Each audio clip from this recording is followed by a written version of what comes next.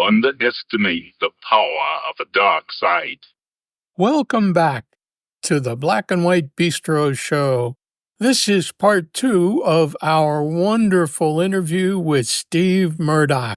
Can you talk a little bit about your views on taking a photo, snapshot, or making a photo? What are the differences in your mind, and how would you suggest our listeners approach that? Well, for me, that's I use that a lot now, and it's a catchphrase that I pretty much co-opted from Steve Cardy, who is my tough love YouTube guru. You know, I watch his stuff every week, and that's one of his many mantras. For me, what that came down to, because I'm like anybody else, it's like you get a camera, you start spraying and praying, that you pick up something, and you spend a lot of time culling, and you're working, and it's like, okay, well, that's kind of interesting, but it's so in a street context, if you're out and about, take a breath, take time, line it up, figure out what it is that you're trying to do, because when you're out in the swim, you're bombarded by an eternity of moments. You got to pick your shot, right? But then the best part of this is that once you get past that, because that's a skill you can tuck away, once you know how to do that, your goal, whenever you're just wandering around, what is, and you have a better idea.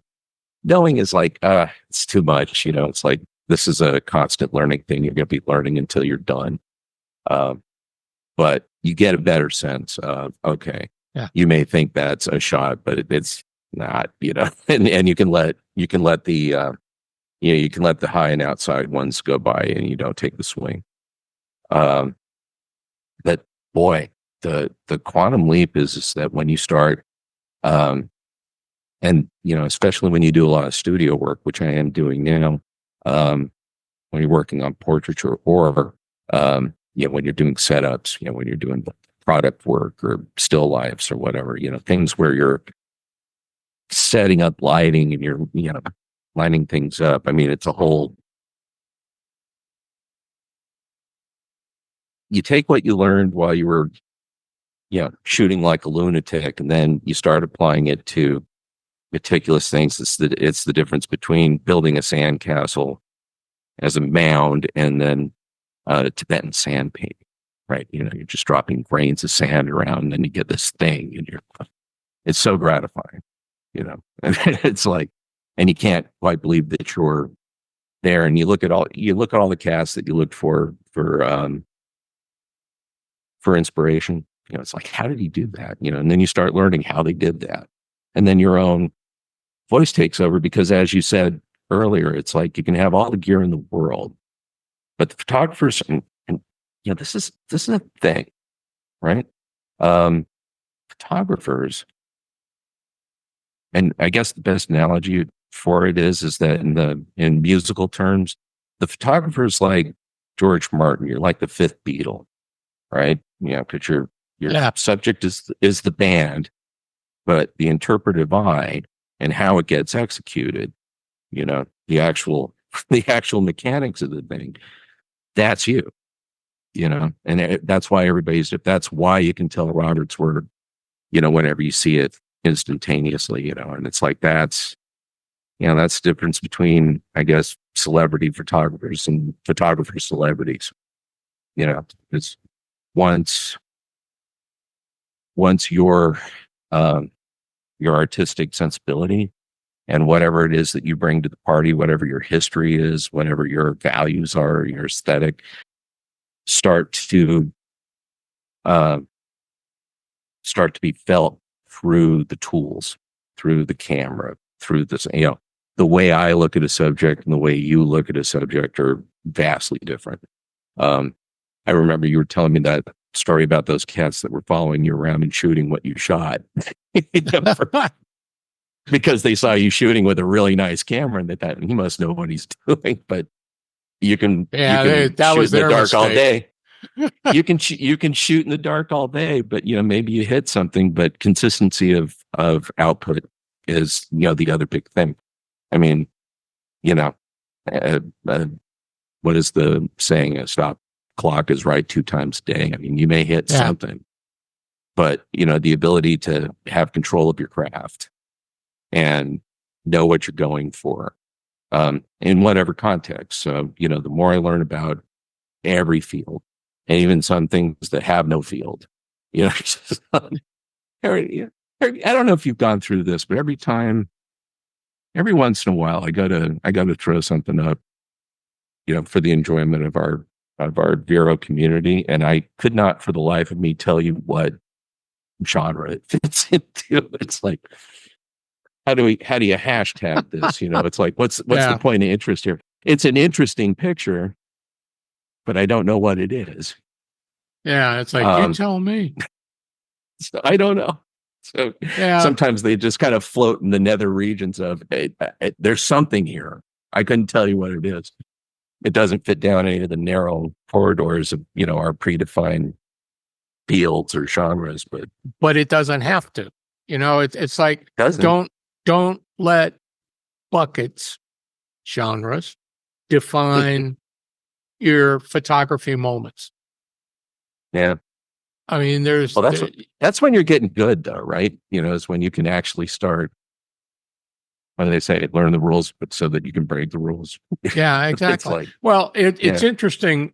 A couple of weeks ago, I was going through my photos on hard drive, and I was looking at like what I shot 4 years ago, and then I thought, well, wait a minute, that was similar to what I shot last month. And then I would get a recent photo and I'd pull it up. And if you look at what you did a while back and you look at what you've done recently, it poses a question and an incentive. The question is it better? And if so, how? And I looked at that. But then I think, wow, if I made that jump, what are my photos going to look like 4 years from today? Yeah. And to me, that's the incentive, is continuous learning. It's the evolution. Look, Brisson only had a tiny number of pixels in an ancient piece of camera gear and created masterpiece photos. Same for Ansel Adams. Right. Same for Elliot Irwin, who's a favorite of mine just because he's such a cantankerous individual.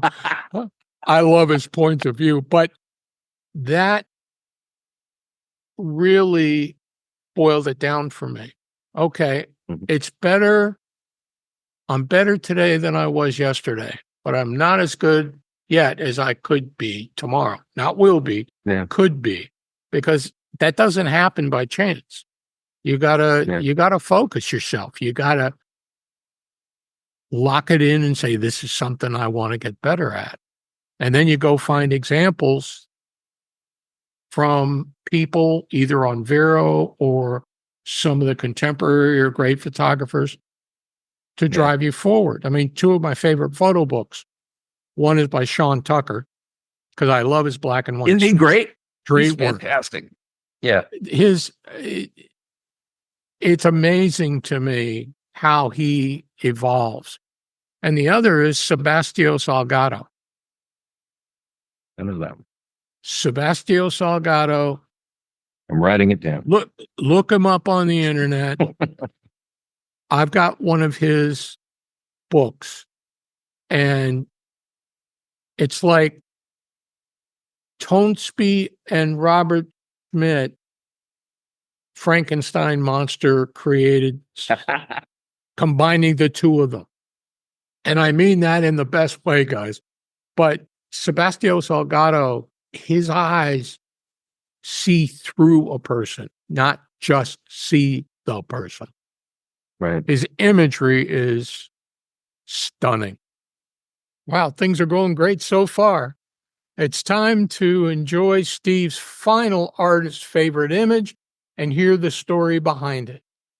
Mr. Green, shot with a 50mm prime lens at f2 at 1/60th of a second, ISO 200, shot on my Canon T7, May 15th, 2023.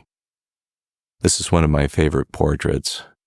I do a lot of publicity shoots for various theaters around San Diego. This was part of a series of shots for a staging of a popular play called Visiting Mr. Green by Jeff Barron.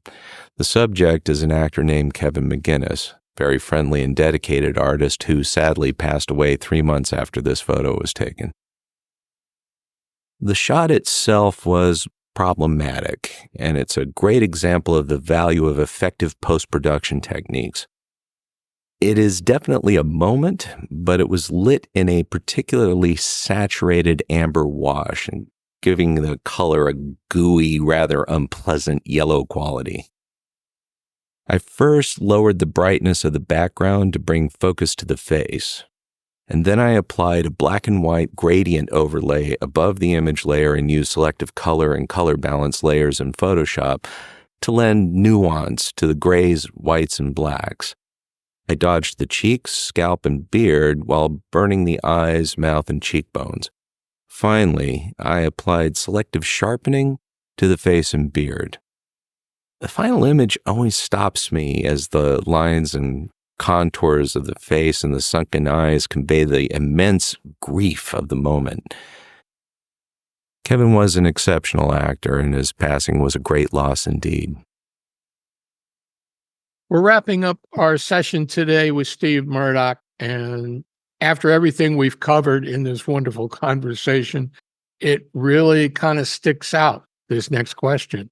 Steve, you've come a long way in your black and white photography, and it raises the question, where do you go from here? What's your future look like? What's the next opportunity or challenge? For me personally, every time I'm foolhardy enough to think that I have the first clue of what's next, I'm invariably proven wrong. So, welcome to the human race.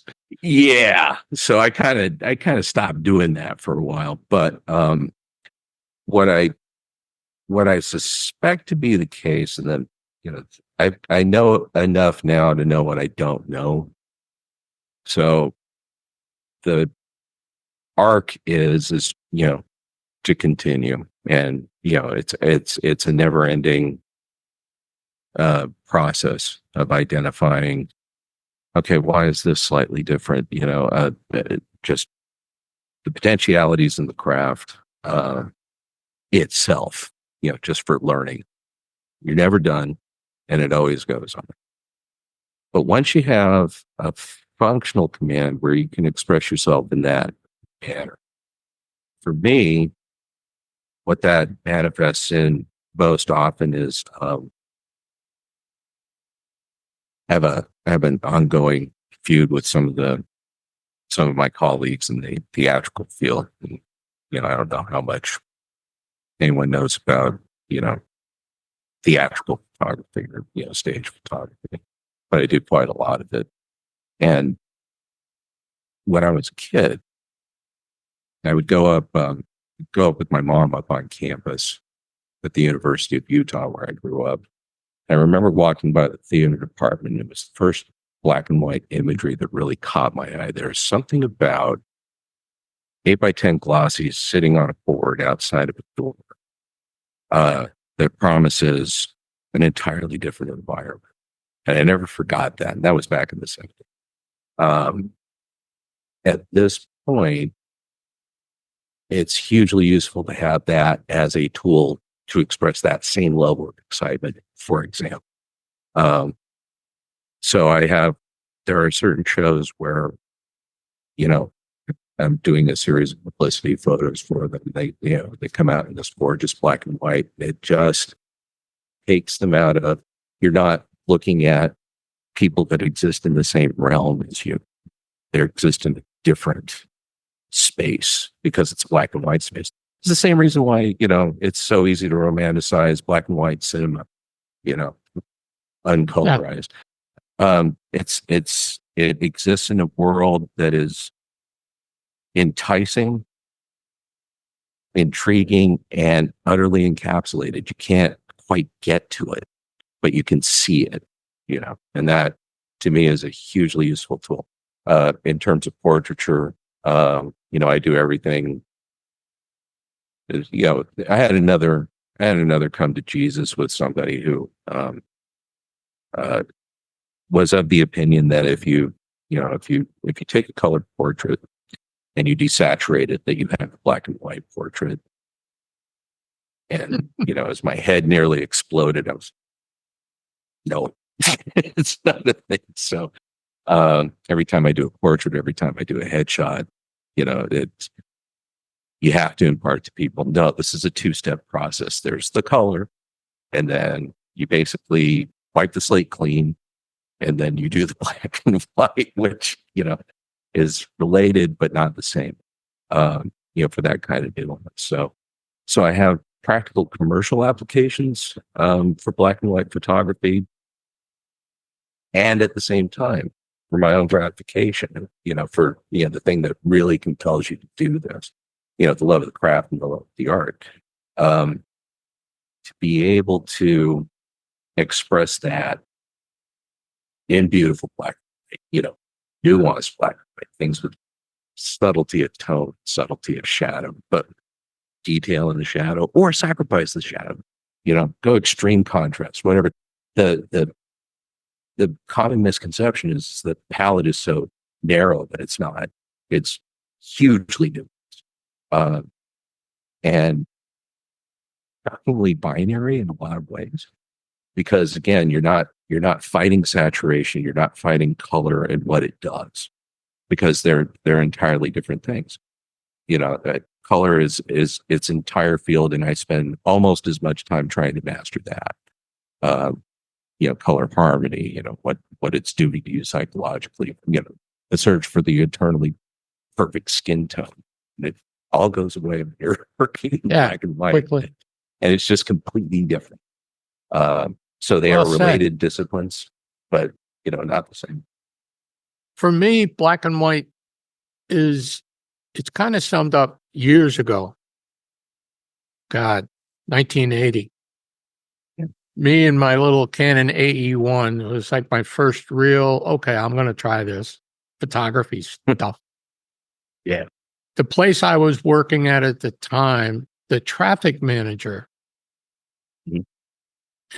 walked by my office and saw one of my photos that I put up on the wall, black and white. Yeah. Hello, Tri-X. But he walked in, and he was a cantankerous old fart. I saw a completely different side of him. He walked up and he looked at the photo. He said, "Who shot this?" And I went, me. He goes, "What did you see?" And I said, "It's an ostrich's portrait." I mean, it just caught me. The guy caught me by surprise. He goes, No. What did you see? And I couldn't answer the question after that. And his name was Barney. He took me under his wing, but he said, if you're going to shoot black and white, you got to remember something. Every scene has untold possibilities, but what creates the photograph is you saw something, you being able to capture what it was that you saw. He said, it doesn't matter what other people think. Yeah. And, that's stuck with me to this day. And now when I'm out shooting black and white, like you mentioned those 3 Chinese tourists following around behind me at the Tokyo International Forum last week. Yeah, I understand some Mandarin, so I could pick up a lot of what they were saying. And one of the guys said, "What was he looking at? I don't see it." And I cracked up laughing. And they kind of turned and looked at me, and I said, "Hi, guys." And I said, I said to him in Mandarin, I said, "Yeah, I understand Putonghua. I understand Mandarin." I said, "What do you mean? What did I see?" And they said, "Well, you shot this, so we thought we better run over here and shoot it, but I don't know what to shoot at." And Barney's words came back to me. Every scene has untold possibilities. What matters is what caught your eye. What did you see? And can you create that in the image that you frame up? Yeah, we had a nice little conversation and then walked away. But to me, it's the beauty of black and white. Black and white for me is an interpretive expression of my view of the world. It's not going to be the same as Sean Tucker or Robert Frank, Elliot Erwitt. It's what I saw. Now, the question is, can I make that moment sing? Can I create that photo? And to me, that's black and white. Exactly right. And again, at the end of the day, you may be looking through a lens, but you are the lens. So, yeah. Excellent point. Steve, thank you so much. This has been a wonderful conversation, and I really appreciate your insights and your time. Well done. Thank you, David. It's been a delight. That brings us to the end of today's Black and White Bistro show. We hope you enjoyed meeting Steve Murdock and his amazing black and white photography. To see more of his images, visit his gallery on Vero, share some like, and consider following his captivating compositions if you aren't doing so already. We'd like to thank Steve for joining us today on the Black and White Bistro show. Would you like to have a chance to be featured on the Black and White Bistro show? First, follow us on Vero at BNW Bistro. Second, start using our hashtag BNW Bistro on your best black and white image posts.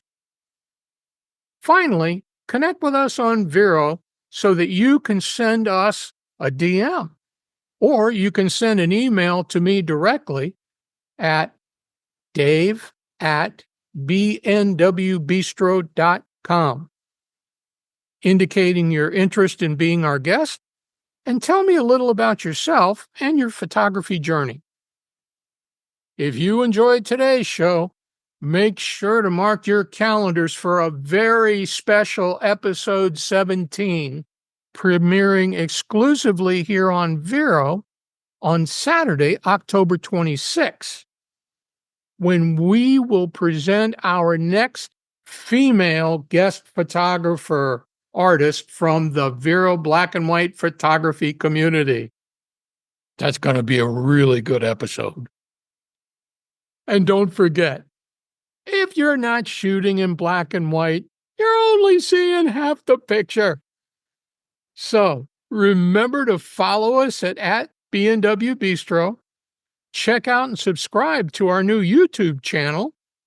Then get out there and create some great black and white photographs, especially with Halloween coming just around the corner. That's all, folks.